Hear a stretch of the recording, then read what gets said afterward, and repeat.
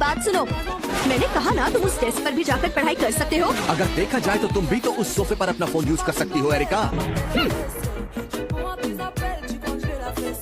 पर मेरा फोन तो मेरे पास है ही नहीं। मेरे पास भी किताबें नहीं हैं। वो 2 हफ्ते हमें यहाँ रोक कर आखिर हमसे चाहती क्या है?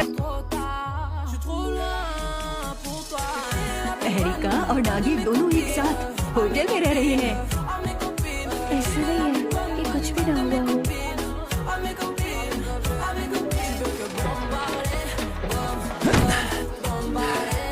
कोई फायदा नहीं, हम अंदर से पूरी तरह लॉक हैं।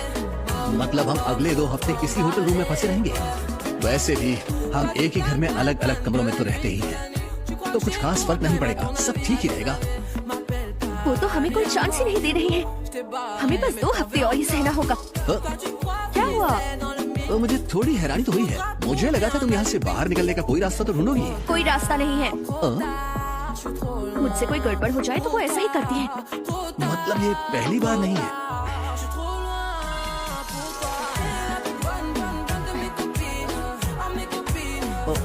चलो खाना खाते हैं।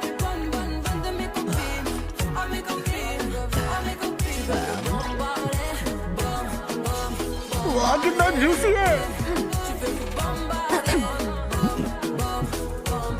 एक बात तो है, तुम्हारी मॉम का जवाब नहीं। मैं उनसे पहले ठीक से मिला भी नहीं था। मेरी मॉम हमेशा से ऐसी ही रही है। दिखने में तो शांत लगती है, लेकिन उनके दिमाग में कुछ और ही चल रहा होता है। बिल्कुल तुम्हारी ही तरह नागी। मैं तुम्हें ऐसा दिखता हूँ क्या? वैसे तुम्हारा कहना सही है, वो थोड़ी अजीब है, लेकिन उनकी कुछ बातें काफी हद तक सही भी होती हैं।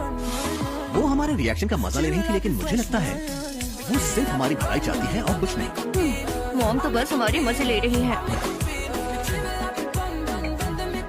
मैंने खाना खा लिया। तुमने खा भी लिया? मुझे कुछ जरूरी काम करना है।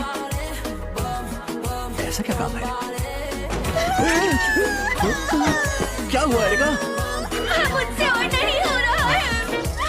तुम आखिर कर क्या रही हो? नीचे उतरने में मेरी मदद करो। मैं जिस कुर्सी पर खड़ी थी वो गिर गई है। मैं गिर रही हूँ। मैं 3 तक गिनकर कूद जाऊंगी, तुम पकड़ लेना। 1 2